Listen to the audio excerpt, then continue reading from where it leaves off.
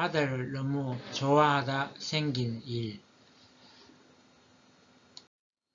이 이야기는 실화입니다. 최근에 바다를 너무 좋아하는 사람을 제가 알고 있는데 그 사람 이야기입니다. 그 사람은 내가 25년 전에 딱 한 번 만난 적이 있는 사람들입니다. 그 부인과 아내는 저희 아내와 그의 부인과 저희 아내는 절친한 친구 사이입니다. 25년 전에 한 번 만난 이후로 그동안 소식을 모르고 있다가 작년에 그 부인으로부터 갑자기 서로 연락을 할 수 있게 되었습니다. 그리고 저의 아내가 그 부인을 작년에 가까운 데서 서로 만난 적도 있습니다. 그런데 갑자기 며칠 전에 문자가 왔습니다. 그 부인의 남편이 5월 19일 바닷가에 혼자 놀러 갔는데 행방불명이 되었다는 것이었습니다. 참으로 난감한 일이 아닐 수 없었습니다. 그 남편이 가지고 있던 소지품과 옷가지들과 또 음악을 좋아해서 음악을 듣던 것들까지 그대로 두고 사라졌다는 것이었습니다. 경찰에 신고도 하고 해경을 동원돼서 아무리 찾아도 그 흔적이 나오지 않는다는 것이었습니다. 그 부인은 혹시라도 어디에 살아있기만을 기다리고 있었지만 그로부터 며칠이 지나도 역시 연락이 없다는 것이었습니다.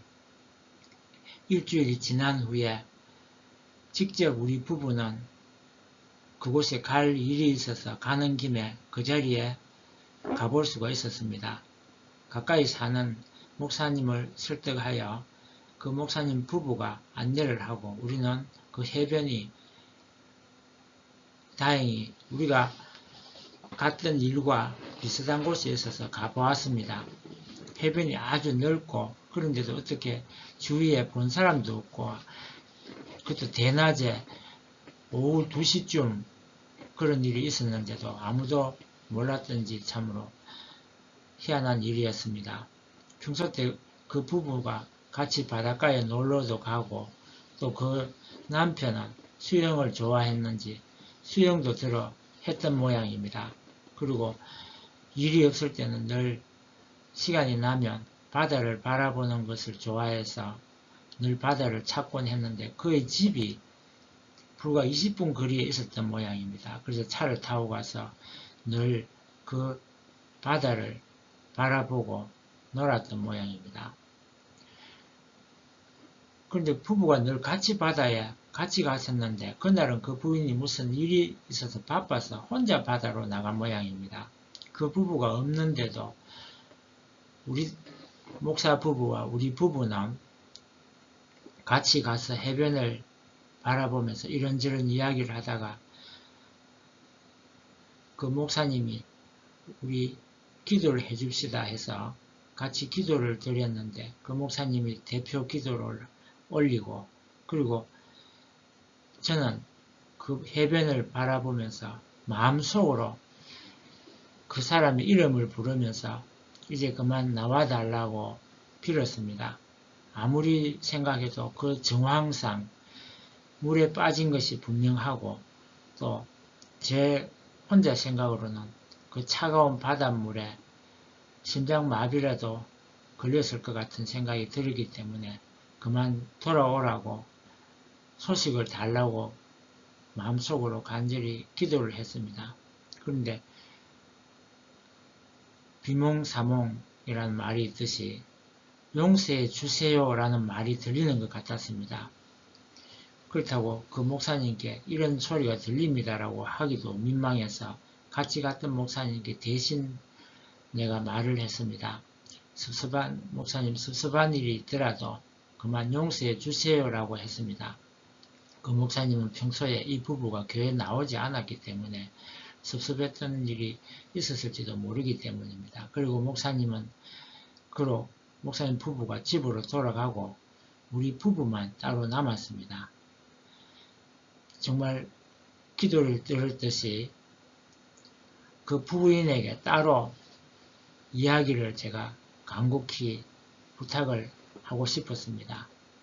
우리 부부와 우리 목사님 부부가 이렇게 기도를 했으니까 다소 평소 때 서로 좋은 관계가 아니었다 하더라도 목사님께 이런 기회에 기도를 해주셔서 감사합니다라는 말을 전화 좀 하라고 부탁을 했습니다. 정말 저는 그 해변에서 마음속으로 그 사람의 이름을 부르면서 집에 그만 갑시다라고 하고 마음속으로 몇 번이고 말을 했습니다. 그리고 그 부인에게 바닷가에 내일 좀 가서 손을 내밀고 그 사람 이름을 부르면서 집에 그만 갑시다라고 말하라고 제가 시켰습니다. 그랬더니 그 부인이 오히려 성을 내면서 제가 그렇게 안 했을 것 같아요. 이렇게 말을 하는 것이었습니다. 그래도 제가 꼭 그렇게 했더라도 잘했다고 하면서 우리가 기도를 했기 때문에 틀림없이 내일 모레쯤 뭔가 소식이 올 거라고 말을 했습니다. 그래도 영 그 부인은 제 말을 믿지 못하는 눈치였습니다. 뭐가 나올 것이 있냐는 듯이 팬티만 입고 들어갔는데 어떻게 뭔가가 있을 거냐고 하면서 하도 일주일이 지났기 때문에 거의 낙심을 하고 있는 그런 투로 말을 했습니다. 그래도 제가 두 가지 뭔가 연락이 올 거라고 이야기를 해주고 왔습니다. 하나는 꿈에 나타나서 이제 나 이 해변에 없고 집에 돌아왔어. 더 이상 해변에 오지 마시오라고 하든지 아니면 그 물에 빠진 사람의 유품이 나올 거라고 했습니다. 그래서 앞서 이야기했다시피 팬티밖에 뭐 입고 들어간 게 없는데 뭐가 나올 게 있느냐고 말을 하는 것이었습니다. 그래도 그 부인이 혹시라도 아직 살아있기를 바라는 마음이 있을 것 같아서 무슨 말로 위로를 해야 할지를 몰랐습니다. 제가 말을 하는 한마디 한마디가 그 부인에게는 오히려 충격이 될 수 있기 때문에 참으로 당혹스러운 그런 입장이었습니다. 그리고 집으로 돌아오는 길에 또 연락이 그 부인으로부터 왔습니다.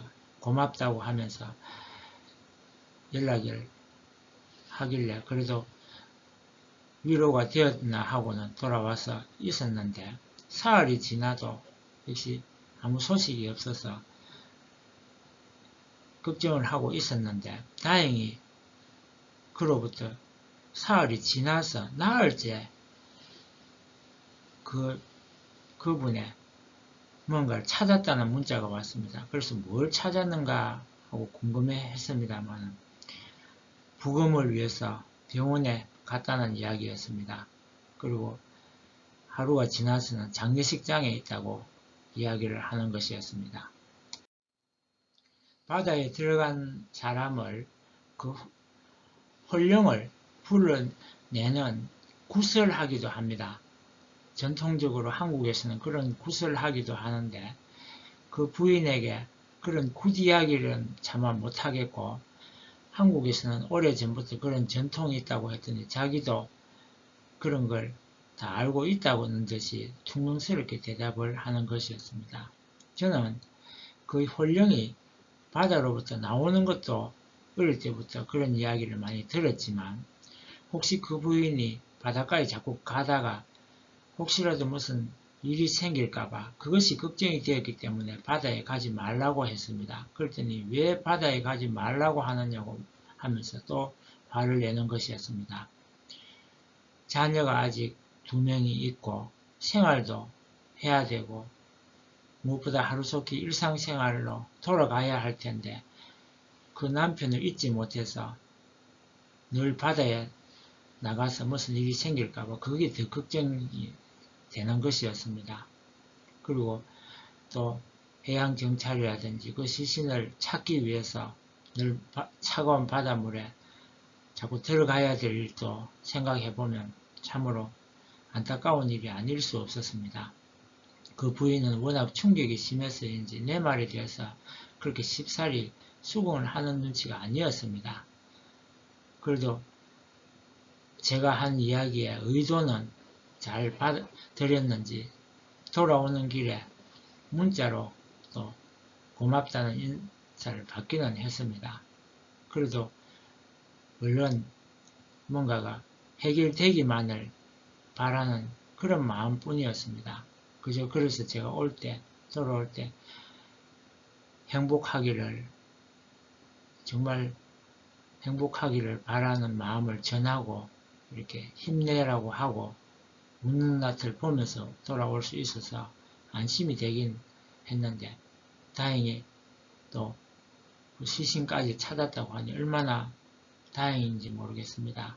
나도 참 바다를 좋아합니다. 제가 27년 전에 바닷물이 차가운데도 5월달에 수영을 하느라고 바다에 뛰어 들어가 본 적도 있고 수영을 해본 적이 있습니다. 얼마나 바닷물이 차가운지 모릅니다. 그리고 제가 8월달에도 바닷물에 들어가 본 적이 있고 수영을 좋아하다 보니까 있는데, 제가 바닷속이 궁금해서 바닷속으로 깊이는 아니지만 제 키만큼 들어가 본 적이 있습니다. 그랬더니 그 수온이 갑자기 엄청나게 떨어져서 심장마비에 걸릴 정도로 차가운 걸 느끼고 얼른 도로 나온 적이 있습니다. 그래서 바닷가에 가는 건 좋지만 절대로 혼자서 바닷가에 가는 것도 그만하시는 게 좋고, 또 바닷가에 가더라도 가급적이면 혼자서 아무런 무방비 상태에서 준비하지 않고 갑자기 들어가는 것은 절대로 금해야 할 것이라고 이번 기회에 다시 한번 생각을 하게 되었습니다. 저같이 바다를 좋아하는 사람들에게는 정말 남의 일 같지를 않았습니다. 하도 희한한 일이고 또 참으로 안타까운 일이지만, 그래도 이런 이야기를 통해서 많은 분들이 참고를 했으면 싶어서 이런 이야기를 올리게 되었습니다. 감사합니다.